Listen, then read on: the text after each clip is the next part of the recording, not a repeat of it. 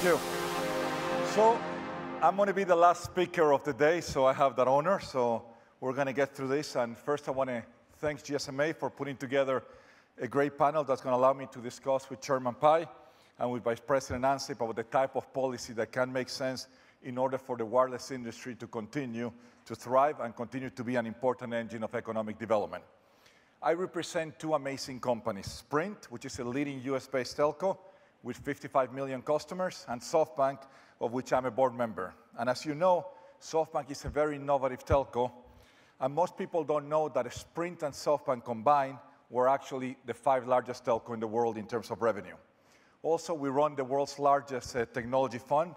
We invest in companies that are changing the world, some companies in artificial intelligence, satellite communications, ride-sharing, e-commerce. You might recognize some of the names: Alibaba, Uber, Didi, Arm, NVIDIA, OneWeb, among many other companies that we represent. So from our side, we think we're living on the most exciting time in history. The 4th industrial revolution is here, and we believe it's going to create more positive impact and more disruption in the next 30 years than in the last 300 years. By 2032, there's going to be more connected cars or more driverless cars than cars actually being driven by people. By 2035, there's going to be more than 1 trillion connected things compared to only 3.5 billion connected people today. That's over 100 connected things per each one of us. By 2040, there's going to be more robots than people that people exist today. In this new world that we live, that we serve, and that we invest, absolutely everything will be connected, and therefore massive amount of data are collected and processed. So it requires a different type of thinking, a different perspective on policy making, and a different type of regulation. It requires a different approach to privacy. It requires a different way of partnering in which we telecom carriers should be using public infrastructure in order to build our networks in the future. Now let me talk to you about my country, about the United States. So we face 2 big challenges. The first one is to efficiently roll out 5G. Today, the US wireless industry contributes $400 billion to the GDP, and we support close to 4.6 million jobs.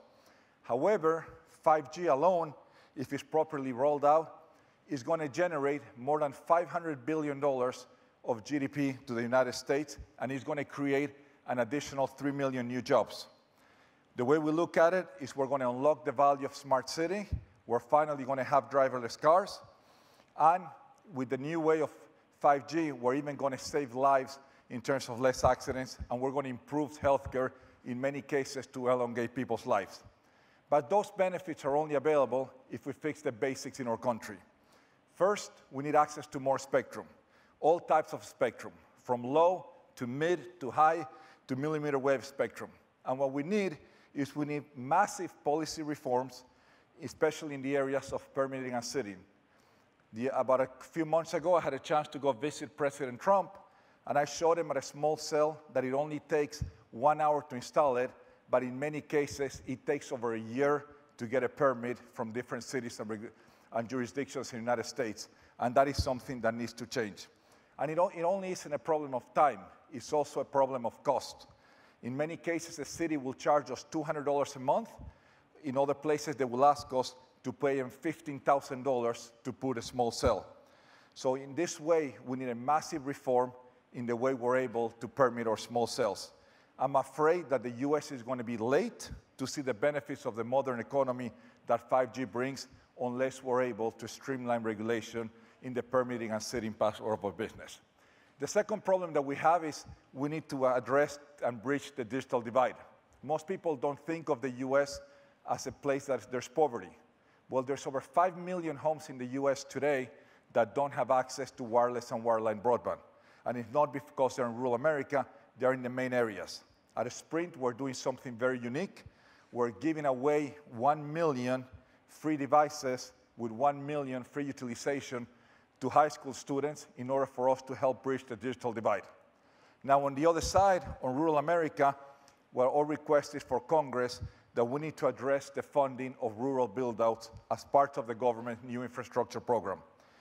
Taken together, providing support to US families in need of modernizing rural America is going to help close the digital divide in a country like the United States. In this trip to Europe, I was positively surprised that there's some advances. The government of France has reduced site taxes, and the governments of UK and others are trying to pass legislation to basically eliminate siting approvals.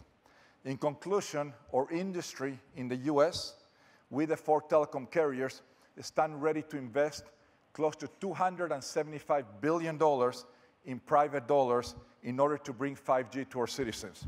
However, we need to get regulation right in order for this to happen. Thank you.